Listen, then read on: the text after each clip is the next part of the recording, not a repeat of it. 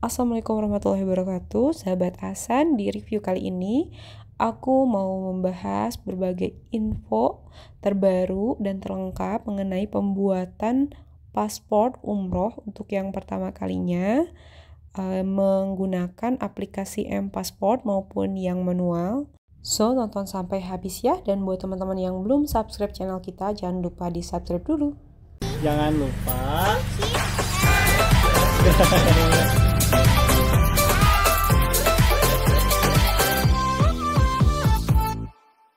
Sahabat Hasan, ibadah umroh adalah ibadah untuk meraih ridho Allah. Jadi suatu kebaikan itu hanya akan diterima jika kita menggunakan cara-cara yang baik. Nah, ikhtiar awal ketika kita sudah mendaftar umroh yaitu adalah membuat paspor. Sayangnya dalam pembuatan paspor ini banyak sekali oknum yang berperan sebagai perantara sehingga biaya pembuatan umroh menjadi lebih mahal jutaan, padahal aslinya biaya pembuatan umroh itu hanya Rp350.000 saja untuk paspor biasa dan 600 ribuan untuk paspor elektronik. Saya sarankan buat yang mau berumroh untuk mendaftar itu maksimal 1 bulan sebelum keberangkatan, atau kalau bisa itu lebih lama lagi rentang waktunya, karena untuk pembuatan paspor ini saat ini menjadi lebih lama. Khawatir terlalu kepepet waktunya, pada akhirnya kalian harus menggunakan jasa calo yang mahal itu.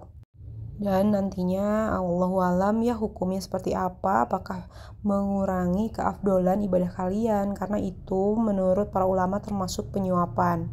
Sebenarnya saat ini pembuatan paspor juga bisa dilakukan di mall pelayanan publik kota masing-masing. Jenis paspornya elektronik, harganya Rp650.000. Hanya saja kadang ini juga sering gak kebagian antrian karena kuota perharinya hanya 20 orang dan seminggu itu hanya 2 hari. Untuk yang mau berangkatnya deket-deket ini kurang cocok juga karena antriannya tuh biasanya sudah habis dari jam 6 pagi. Jadi hemat aku tetap menggunakan aplikasi M-Passport itu yang paling efisien.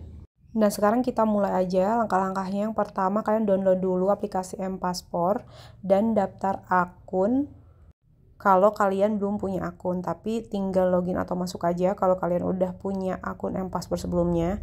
Dan untuk downloadnya ini di Play Store atau di App Store ya teman-teman.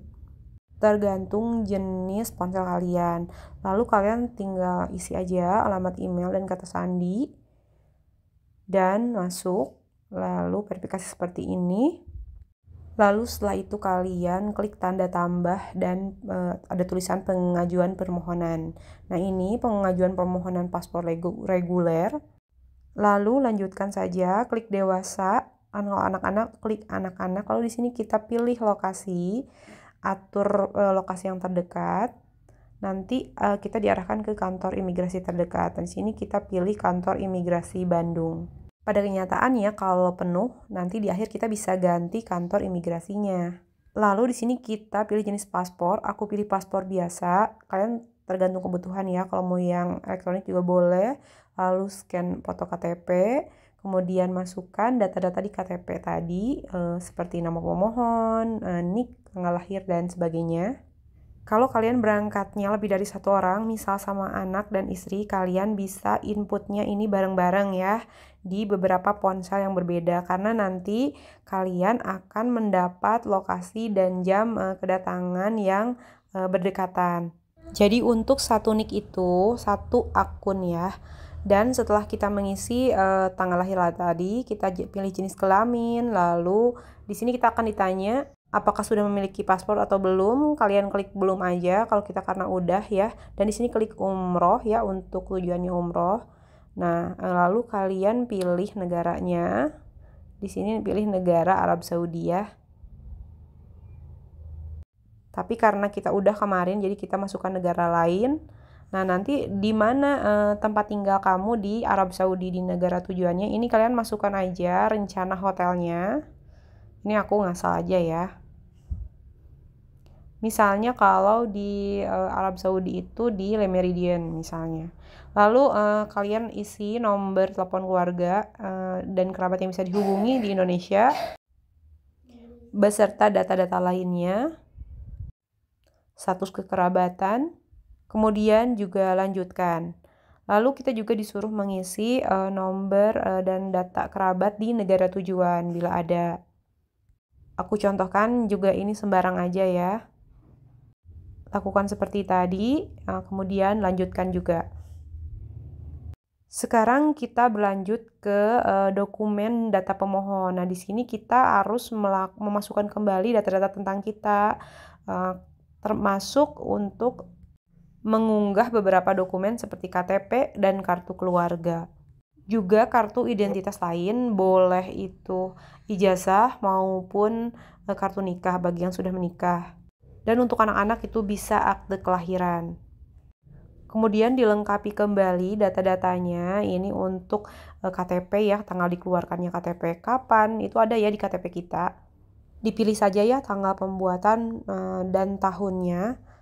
Lalu dilanjutkan ke kewarganegaraan, alamat sesuai KTP. Kemudian provinsi sesuai KTP juga.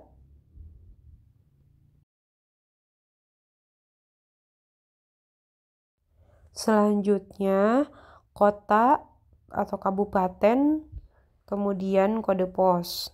Yang bagian ini diisi asli sesuai KTP dulu, walaupun sekarang lokasinya misalnya tidak bertempat tinggal di alamat tersebut. Nah, nanti di alamat yang sekarang, ini tulis alamat tempat tinggal sekarang. Walaupun di sini berbeda dengan di KTP, tidak apa-apa ya. Setelah itu lanjutkan dan klik status pekerjaan apa. Kemudian nomor telepon masukkan lagi.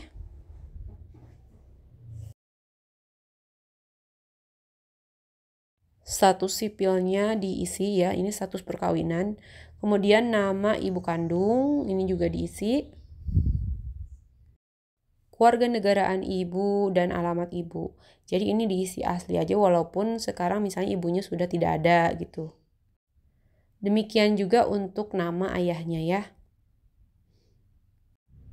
Kita isi nama dan kewarganegaraannya sesuai keadaan yang sebenarnya, dan untuk alamatnya kita isi, kalau misalnya sudah meninggal dunia kita isi alamat kita saja. Kemudian data pasangan, nama, alamat, dan kewarganegaraan juga. Lalu lanjutkan. Nah, kita ini udah sampai akhir, data pemohon kita sudah masuk. Selanjutnya klik lanjutkan dan pilih ulang kantor imigrasi. Nah, di awal itu kita pilih kantor imigrasi Bandung kan ya. Dan ternyata setelah dilihat ini jadwalnya penuh semua. Kalau tanda pink itu berarti dia penuh. Kalau misalnya tidak ada kotaknya berarti itu belum dibuka kuotanya. Kita harus mencari yang kotaknya hijau. Maka kita bisa memilih ulang kantor imigrasi lain yang terdekat. Kalau untuk di Bandung sebulan 2 bulan itu cenderung penuh ya. Jadi kalau mau cepat, kita sarankan kalian ke kota lain. Dan waktu itu aku pilih kantor imigrasi kota Cianjur. Kita pilih tanggal yang kotak hijau dan pilih waktu kedatangannya. Lalu pilih lanjutkan. Nah, kalau sudah selesai, nanti tampilannya adalah warna kuning. Seperti ini artinya kalian belum membayar. Kalau nanti sudah billing, kalian warnanya jadi berubah jadi hijau. Nanti nih konfirmasi pembayaran ini bisa di-print, nanti kalian bawa sebagai bukti ketika kalian datang ke kantor imigrasi. Mohon maaf untuk bagian akhirnya ini kita ngambil dari konten orang lain karena kita sempat error gitu ya. Mungkin karena sebelumnya udah pernah daftar. Oke, sekarang saatnya kita menunggu. Sambil menunggu silahkan mempersiapkan dokumen-dokumen yang tadi di-upload untuk dibawa dan bukti pembayaran yang tadi ya. Dokumen-dokumen yang kalian upload di aplikasi M-Pasport tadi, baiknya di-copy ulang, dibuat dalam satu lembar kopian HPS. Misalnya di bagian belakang adalah akte, di bagian 8 adalah ijazah atau kartu nikah dan KTP.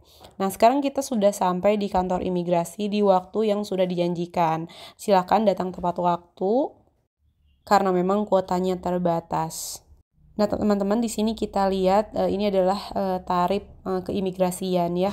Untuk paspor biasa itu yang 350.000 itu. Nah, kantor imigrasi di Cianjur seperti ini. Kita diharapkan datang menggunakan pakaian yang sopan. Ini adalah pakaian-pakaian yang dilarang.